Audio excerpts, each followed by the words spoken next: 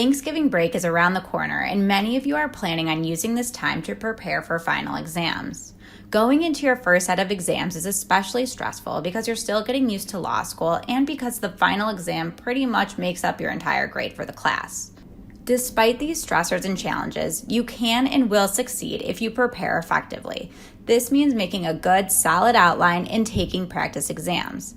This short video will show you how to prepare for your 1L finals with Lexis Plus so you can feel confident with your outline and ready to crush your upcoming tests. First, let's talk about outlining. Since starting law school, you've probably heard the term outline or outlining a million times, but still aren't quite sure what it means. You know you have to do it, but you likely don't really know how to do it or what it really is. Before I show you how to use Lexis Plus to make an outline, you first need to actually understand what it is. So, what is an outline? An outline is a full summary or description of the semester's class. In essence, outlining is a way of reviewing and synthesizing a semester's worth of material. This includes all the rules and concepts, hypotheticals, and sometimes the cases that you studied. The outlining process will identify the areas or concepts that you know and those that you don't. It will reveal the big, important, and recurring rules.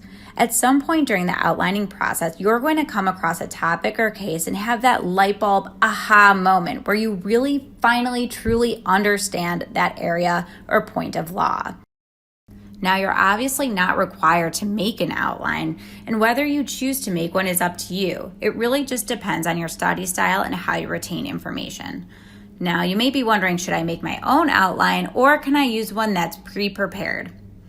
When I was in law school, I always made my own, but sometimes I supplemented it with pre-made outlines, like ones from my classmates or commercial outlines. For me and many students, however, it's the process of making the outline rather than the existence of the outline itself that's truly beneficial and valuable when it comes to test day. One important thing to note is to be careful with commercial outlines or outlines from upperclassmen. While helpful for some things, you never want to rely solely on these. I recommend only using outside outlines as supplements, guidelines, or as help for a tricky topic that you're struggling to understand. Here are some tips for making your outline. Longer is not better when it comes to your outline, and in fact, it's actually worse, especially for open book exams. If your outline is 80 pages long, referencing it is going to slow you down. In this time-pressured environment of the exam, it's a really bad thing. If your outline ends up being super long, make a Cliff Notes version and bring both to the exam. 9 times out of 10, you won't even look at the longer outline, but sometimes the security of having it is all you need. Understand it before it goes in the outline. Just copying and pasting your class notes or retyping words off a page won't help you at all.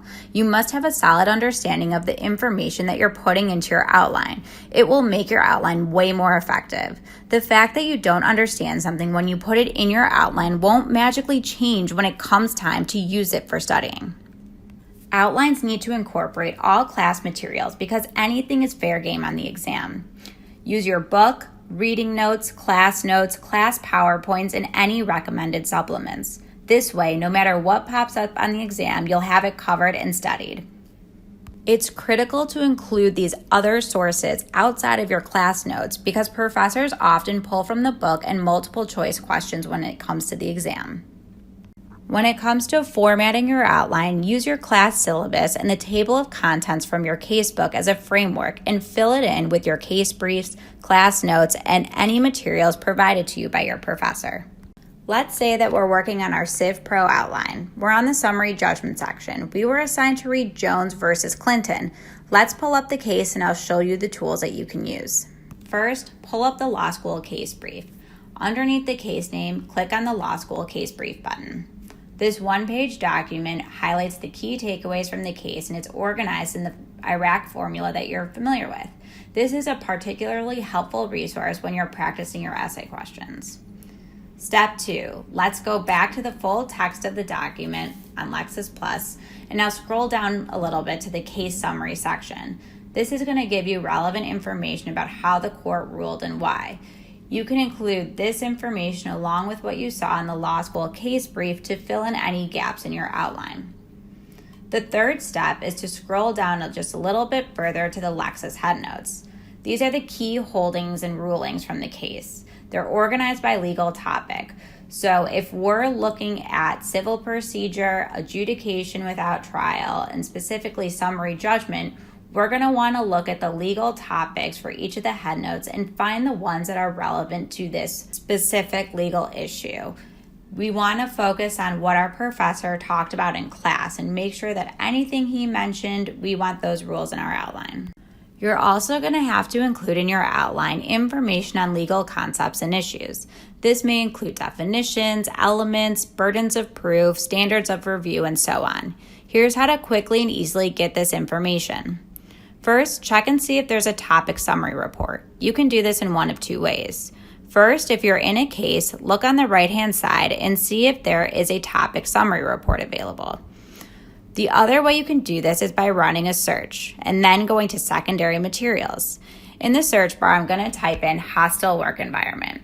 Then I'm going to select my content category as secondary materials and then use the category filter on the left side of the page and select more, then choose topic summary report. One easy way to narrow down your results is to go to the jurisdiction filter and select non-jurisdictional or U.S. federal. This will likely be the most relevant to what you're studying in your 1L class. Another quick and easy way to get this type of information is using Lexis Plus answers. Just like with Google, go to the search bar in Lexis Plus and enter in your question. For example, let's say I'm struggling with the concept of offensive collateral estoppel. In the search bar, I can simply enter in what is offensive collateral estoppel. Here we can see under the answers portion, we have up to 10 passages that include language from cases and or dictionaries which match the question that I asked. The final tool that I'm going to show you may be the best one yet. This is a one-stop shop for everything you need in creating your outline. It includes the items we've covered today and so much more. You can access the law school practice centers by going to the Lexis Plus homepage. Go to the Explore Content section and click on the Practice Area tab. In the bottom left corner, click on Visit Our Practice Centers. At the top, you'll see the law school section, and it includes all of your doctrinal classes and some upper level courses. Let's look at the Civil Procedure Practice Area page. Here we can see on the left side of the page, there is a class and exam prep section. This is where you can find Barbary outlines. Make sure you check these out because they have sample multiple choice questions and essay questions. Now look to the right side of the page and we can see that there are key topics. This is really helpful for those particular concepts or issues that you're really struggling to understand. Now that you know how to use Lexis Plus to prepare for your finals, I hope you feel a little less stressed and a lot more confident. I'm going to be sending out some other resources, tips and tricks, and links to study guides and reference materials over the next couple of weeks, so keep an eye out on your email. If you have any questions about what was covered in this video or anything else, take advantage of the customer support options available to you. Reach out to your student reps or myself or the customer support team. I hope that you found this helpful and thank you for watching. Oh, and good luck. You're going to do great. I know it.